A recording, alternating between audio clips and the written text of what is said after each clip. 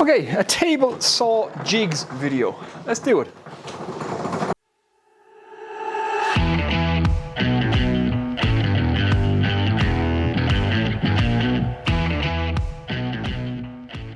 Hey, what's happening everyone? Welcome back to the workshop. I hope you're all keeping well. Now in this video I'm making some jigs for my job site table saw. So my Bosch table saw, which I've done a video on before. So making it into one of the most versatile tools in the shop. So it's a couple of handy jigs that are super simple to make. And by the end of this video we'll be able to do everything from half laps to rebates to bridle joints, mitre splines, tapered cuts, straight cuts, every angle from 0 to 90, cross cuts, trenching, you name it, we will be able to do it on our table saw with just a handful of jigs that are super simple to make. So without further ado, let's get on and get some jigs for our table saw. Okay, so we can't do a table saw jigs video without mentioning the Crosscut Sled. And this particular Crosscut Sled, I have a complete build video for it, so it has its own dedicated video. Now you don't have to make it as big or as elaborate as this particular one, but like I said, we can't do a jigs video for table saw without discussing the Crosscut Sled. So we'll go through this one briefly, and then we'll crack on and we'll build some more jigs. Okay, so the very first place we want to start when it comes to table saw jigs is the actual Crosscut Sled. This is the very first one you should build. It's the one that gets used the most. It's certainly the one that I've used the most. And like I said, this particular sled has a dedicated video, which I'll link in the description below if you guys want to check out how to make this sled. And you'll have seen me use this a lot if you're followers of my channel. Most recently in my Shoji lamp build, when I do all the Kumiko work, I've done all that on this Crosscut Sled, which I'll also link in the description, and I highly recommend you guys check it out. So the beauty of the Crosscut Sled, once it's all set up, is this fence is perfectly 90 degrees to your blade. So it's extremely quick and easy just to set a piece up against your fence and get a perfect 90-degree cut. It's also a zero clearance insert, so the curve of the cut here is the exact width of the blade, so the piece is supported right up against the sides of the blade so you don't get that breakout. It's also supported all the way on the fence here as well, because that curve runs through the back of your fence, so you have total support on your piece. You get super clean cuts off a Crosscut Sled, and nice and repeatable. And when you add in stuff like clamps and things like that, you can keep your hands away from that blade, because the disadvantage of a Crosscut Sled is you can't run it with the guard on the blade, so you always want to keep your hands up and away from that blade when it's spinning if you can, which is why the clamps are very handy. Not 100% necessary, but very, very handy. And it's nice as well to have a repeat stop, so you can set up for repeat cuts. Now, a stop like this, it's not 100% necessary. You can always just take a block, grab yourself a clamp, and you can make a nice, simple, repeatable stop just like that. Again, all you really need, a piece of plywood, a good straight fence, a fence for the back just to keep this all nice and flat, a couple of runners, and you are good to go. Like I said, full build a video on this, but certainly the first place you should start is with your Crosscut Sled, and that is the very first jig I recommend for your table saw. Okay, so that's the Crosscut Sled briefly touched on. Again, like I said, you can't do a table saw jigs video without mentioning the Crosscut Sled, but I have a dedicated video for that Crosscut Sled and all its uses. It's covered in that video. It's so much more than what I've said in this video, so definitely check it out. Now, the next jig we're going to get onto is known as a tenoning jig or a tenon jig, but it does so much more than just tenons, and it's nice, quick and simple to build. We'll be using our table saw fence to help us out with this one. So let's crack on and build it, and then I'll show you all its uses. Okay, let's crack on and make this tenoning jig. Now it's nice, quick and simple. So I'm going to make this out of offcuts of plywood. All these jigs are going to be made from plywood. So I'm going to start with a board. This one is roughly 400 mil by 350 mil. So that's going to sit up against our fence like that. So you want a kind of a tall board. You want it nice and wide that it can run down along our fence and support your piece. It's all going to be explained how this works as we crack on. So the very first thing I want to do is establish that I have a straight edge that's perfectly 90 degrees to my face, because that's very important. This has to sit exactly at 90 degrees when we're using it, otherwise it's no good. So I'm just going to run a truing cut on this to start.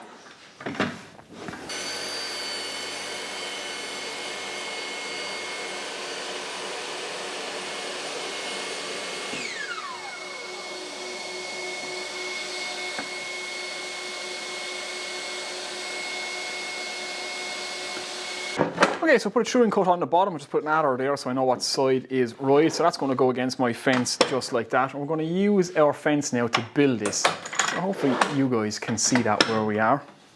I'll just rotate the saw around a bit so you can see the back of it there. So I have two other pieces that are the same width as this. So I need to cut one of them the exact height of my fence and another one the exact width of my fence. And that's going to make the box section that slides along our fence and uses our fence as a reference. So we'll run a rip cut on this, the exact height of the fence, and we'll run a rip cut on this one, the exact width of our fence, and then we can start to assemble this.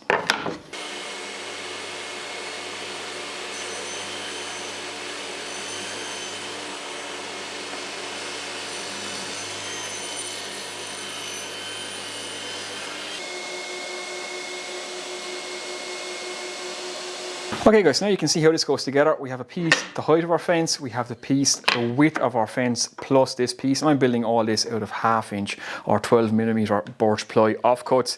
So we need to screw all this together. So I'm just going to clamp this to the fence front and back. We'll get screws in from the front and we'll screw all this together. And we'll add a couple of little 45s just to strengthen everything up and to stop this from flexing. And the most important thing we want to make sure is that we are perfectly square to our base when we're screwing all this together. So let's crack on and do that.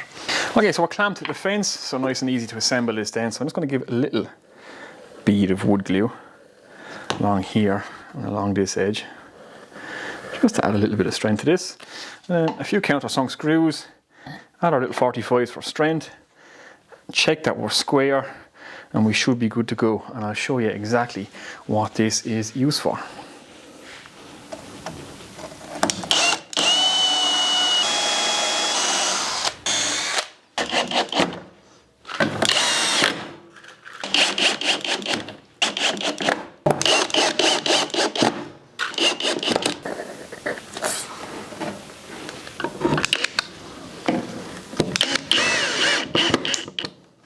Okay, that's the jig essentially made. It just takes a few minutes to batch this together, and this is your tenoning jig, and I'll show you the uses for it now in a second. So you can see it just slots on there over your fence. It can run up and down along the fence. And the most important thing about this jig is that we keep it perfectly square to our tabletop. So I've just added two little 45s to the back there just for an added little bit of strength. Now, I'm just going to hit the inside of this with a bit of machine wax just to help it slide on our fence a bit.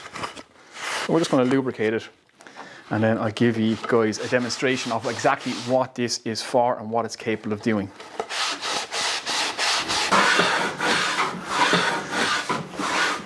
Right, let's look at this jig in operation. Now, if I wanted to cut a piece like this, let's say if I wanted to put a rabbet, a tenon, a bridle joint, a half lap joint, this jig will do all those things. Even though it's called a tenon joint, it does so much more. So here's the situation. I want to put a half lap or maybe a rabbet in the end of this piece. So I've put a crosscut in it, no problem. We can do that on our table saw with our mitre gauge or our crosscut sled. That's not an issue. The issue is now when I want to remove this piece here. So if I was to run this along the fence like that, that's extremely dangerous, and also the piece is not supported. It can wobble front to back because we have such a small footprint here, and it can also tilt on the fence. So that's dangerous. You can get caught up in the blade, you can get kickback, all those kinds of things. You never want to try and cut a piece that thin running it along the fence. It's an extremely bad idea. So that's where this jig comes in. So what we can do is we can set up our jig, set this against our base. We can also fit a fence to the back of this to ensure that our uprights are exactly at 90 degrees. I'm not going to do that. I'll explain why now in a second. But we can check that this guy is 90 degrees. I can now clamp him to my jig and run my jig over. So my piece is fully supported. It's held in place. My hands are away from the blade, and I can now remove this piece for a half lap or a rebate or rabbet in the end of this piece. So let's do that.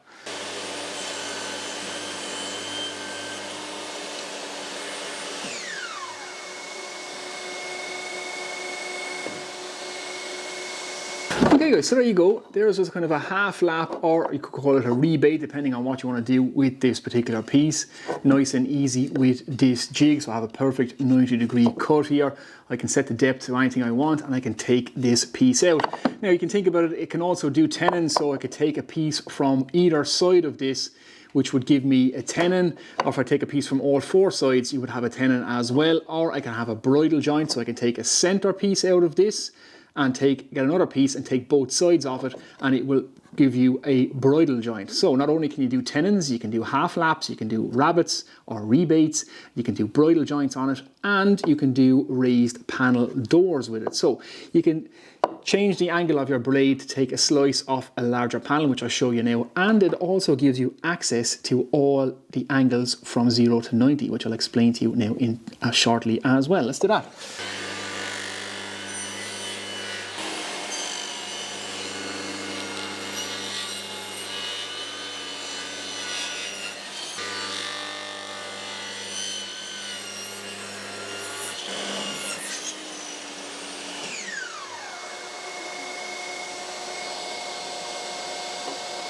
Okay, so there you go. You can do nice little panels just like that. So take a strip off all the way around and you can make nice raised panels with this technique. Now I have a crosscut blade. Now I should have my rip blade in this, make it a little bit easier. That's why I'm getting some burn marks. But you guys get the ideas. Making panels just like this is very possible. And I can also get angles greater than 45, which I'll explain to you now. Okay, so another thing we can do with this, like I said, is get all our angles from 0 to 90 degrees. So a table saw on its own can only get us from 0 to 45, which means all I can be left with on this piece, maximum or minimum, depending on how you look at it, is a 45-degree cut. So anything from 90 degrees to 45 degrees. But if I want to get more acute than 45, you can't do it with a table saw, which is where this guy comes in. So if I just check my angle, what did I actually leave myself with? So I'll get the angle finder. Just hold that against that, which is roughly about there. So if I press hold, it should be somewhere within 22 degrees or something like that. So there's 21 degrees is what this panel is actually cut to. So that's not possible on a table saw unless you come at it from this side. So now I'm starting from 90 and working away from it. So anything I set on my table saw, so if I start I'm starting from 0 degrees now and working away from it. So if I actually set my table saw now to 20 degrees, I will be left with 20 degrees here. So I have all those angles from 45 on down, so I can get more acute angles. We're referencing from this side rather than this side, if that makes sense. So we have all our angles now from 0 to 90 or from 90 to 0, depending on what way you're looking at it, because we can reference it from this axis or this axis using this jig, which opens up all the angles on your table saw. Okay, so there's also more we can do with this particular jig if you add fences to it. So I can add a fence to the back here, which ensures that any piece I put on it is 90 degrees this way. This is a support piece. You could fix a fence here, there's no problem if you want to do that, and you can rest your piece up against it. You can also cut splines for picture frames and stuff, mitre splines on this. I'll set it up that way and I'll show you exactly what I mean. Okay, so here's another way you can adapt this jig. Now I'm just holding these fences on with clamps for now, but you can build a separate jig, one for doing splines and stuff, and fix these in place permanently. So imagine I was doing a picture frame or something like that. I wanted to join my two mitres together, I wanted to glue them up, and I wanted to cut a spline in there. Well, that's not a problem. So if I just drop this into my jig, clamp those in place. If this was set up perfectly to 90 degrees, now again, this is not perfectly set up, I could then put that over. I could run my blade through here, the exact center of this, and that would give me a curve, the width of my blade, and I could cut a spline then, the width of my blade, and put that in there to reinforce that joint. And I can cut as many as them, depending on the thickness of my piece. I could put 2 or 3.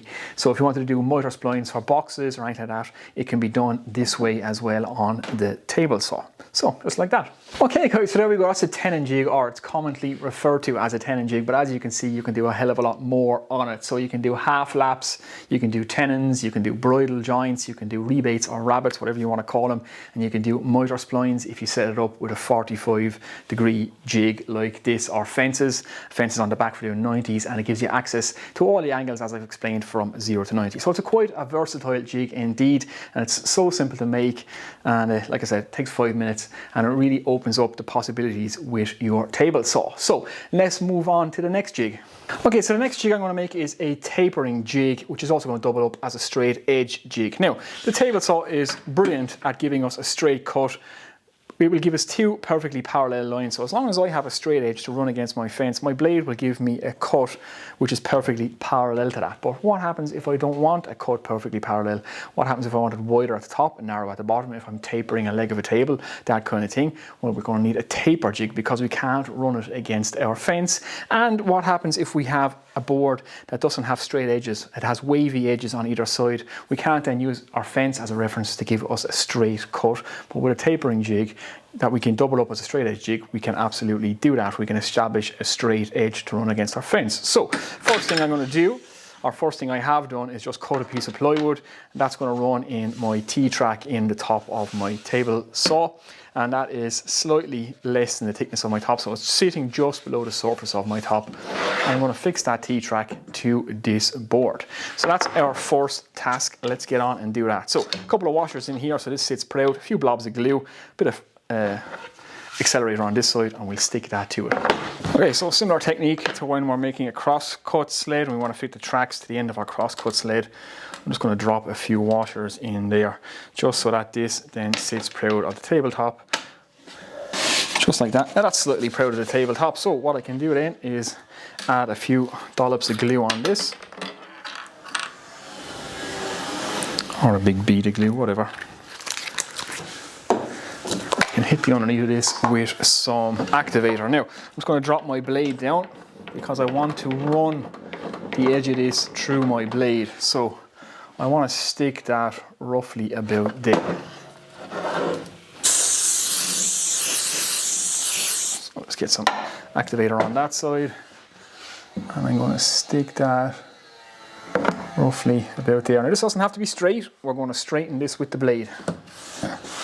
So let's get some pressure on that, and hey presto, there is our runner. Now pull out our washers, get a few screws on this guy, and we straighten this up on the table saw. Okay, so there we go, a couple of countersunk screws, that's how held in place. Just hit the bottom of it again with some machine wax, and the runner with some machine wax as well. So that's going to run in that slot now. Now I'm going to use my table saw to give me a perfectly straight cut down along this, which I know runs perfectly parallel to this slot because my runner is now in my slot. So let's do that.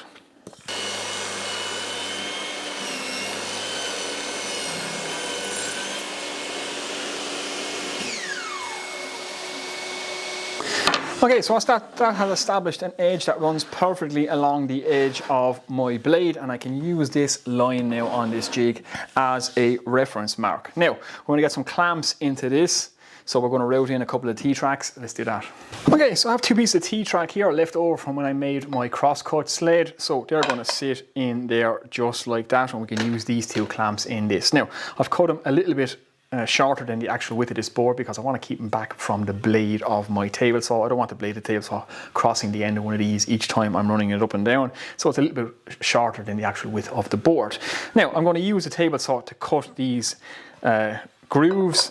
We could do this with a router, but we have a table saw, we have a crosscut sled. This is a table saw video after all, so let's just cut these in with our crosscut sled and our blade here. So this is going to be nice and simple. So I'm just going to run a cut down here, have it marked, keeping the curve to this side, and then keeping the curve to this side of the line. I can just move that over there. Trench this out. I have the blade set to the depth of one of these guys. I can just clamp this in place, run it up and down a few times, and we can clear out the waste. So nice and simple. Another great feature of a crosscut sled is a trenching function. So let's do that.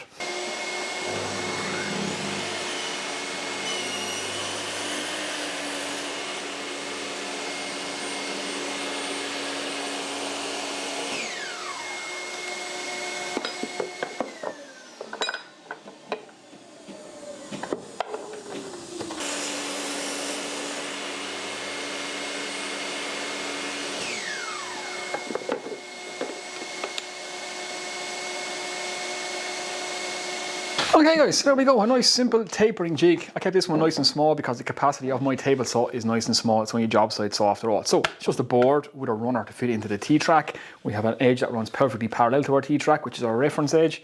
Two T-tracks inside in it to just for our clamps. Now we can hold a piece at an angle to our blade. So I want to keep a full width of the board here. I want to take it down to maybe 2 inches here. I can do that with this. So a quick demonstration of this in operation. It's not rocket science.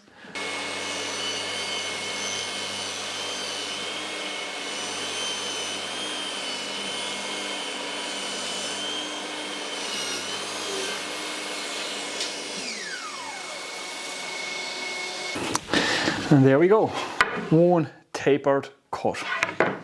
Okay, so here's another scenario you might encounter. Maybe it's rough cut lumber, you have a piece of hardwood, something like that, and it doesn't have a straight edge either side. So you're trying to mill up your lumber. Maybe you don't have a jointer or a planer thicknesser and you want to get a straight edge. Obviously you can't run this against your fence because you haven't a straight edge to reference against. Well, that's not really an issue. So if I just line this up out here, I should be able to pull a straight edge all the way along it. So I'm just going to clamp that down here. So I'm just going to pick a point where that board is covered all the way down, clamp that in place, and now we can pull a perfect straight edge on that. We can flip that piece over then and run that against our fence, and we should be able to get a usable piece out of this. Nice and simple.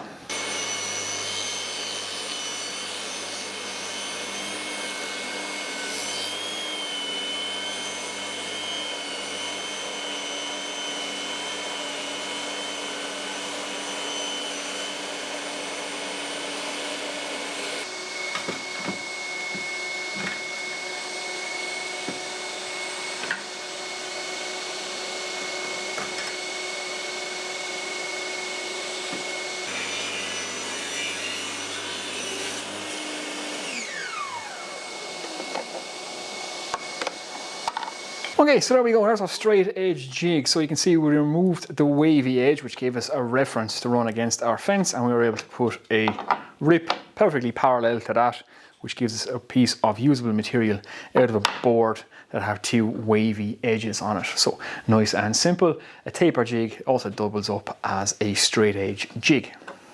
Okay, last but by no means least is push sticks. So safety first when it comes to the table saw. So at all points through this, I have my safety goggles on, I have my dust mask, and I have my ear muffs on. So my safety goggles are always on top of my head, ready to just flip them down. Never operate the table saw without your goggles on. Sometimes I forget, I really shouldn't. So if you ever see me without my goggles on, always say it to me in the comments, because it is just get that into your head. Using a table saw, keep your hands away from the blade and keep those eyes and ears and lungs protected. So push sticks, this is where they come in. Now, you can use both types. Both types have a purpose. The best one when you're pushing through rips is this type, simply because if I'm pushing through a piece like this is where you can get kickback, where you have a thin piece, say, going against your fence. If you're using a stick like this to push it through, as you can see, there's nothing holding this down, and it's easy for that to kick back up into your face. But at least if you have the longer type here, you have pressure all the way along it.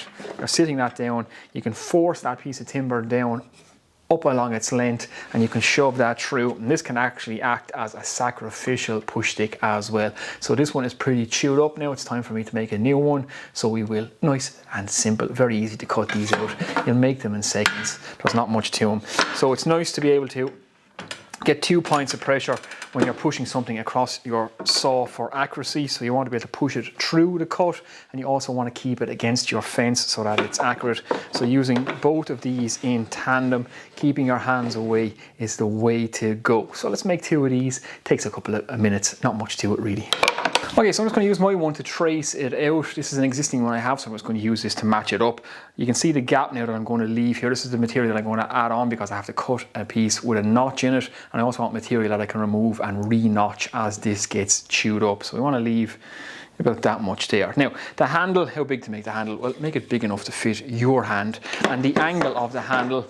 So if I was to stand that up there like that, what angle should I put my handle at? So where does my hand naturally sit? So just hold your hand against a board in the background like this. What angle does your hand naturally sit at? And just draw your handle through your hand. There you go. There's one made to suit you, and it will be comfortable for you to use. So not much really to it. So I'm just going to trace this out about there. cut this out on the jigsaw. It'll take a few minutes and then we can cut out the other one as well. So we actually want to take that all the way down to there. So that's it. Cut that on the jigsaw, hit it with a round over bit, cut a little notch in the heel, and Bob's your uncle.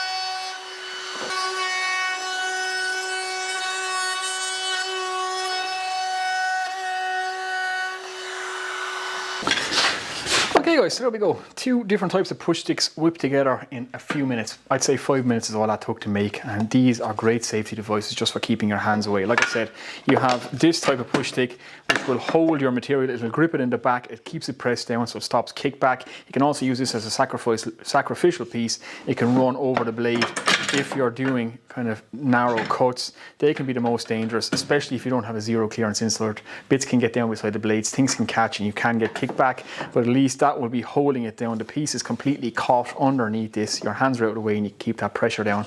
And with this one then, I can keep the force in against the fence just to ensure that I'm getting a good accurate cut. Again, use this one for pushing over the blade, not this type. Use this type for keeping things pushed in against the blade, and you can run this over the cut without much hassle. Okay guys, so there we go. That's just a few jigs for your table saw to help you get the most out of it, to really open it up and make it the most versatile tool in your shop. So we've everything now from rebates to half laps to bridle joints to tenons. We can cut every angle from 0 to 90 degrees. We can do taper cuts, straight edge cuts, cross cuts, trenching, joinery. All that good stuff can be done on your table saw with just a few extra jigs. And obviously the push sticks, safety first guys. So as always, goggles, a good quality dust mask. I use the one from Trend, but I find this one to be great. That's the Trend Stealth Mask. Again, I bought this myself, so I highly recommend that one. And of course, ear protection, because we want to be woodworking into our old age. So hopefully you've got something out of that one, guys. Hopefully you've enjoyed it. Again, you don't have to make these things super elaborate. You can, if you want, add all the bells and whistles, but keeping them simple is sometimes the best. Make them out of some scrap plywood and you're away to go. So enjoy our woodworking, guys. I shall see you in the next video. It is extremely hot in the workshop now, so I'm going to go in and have a nice cold drink. I'll see you in the next one, guys. Take it easy.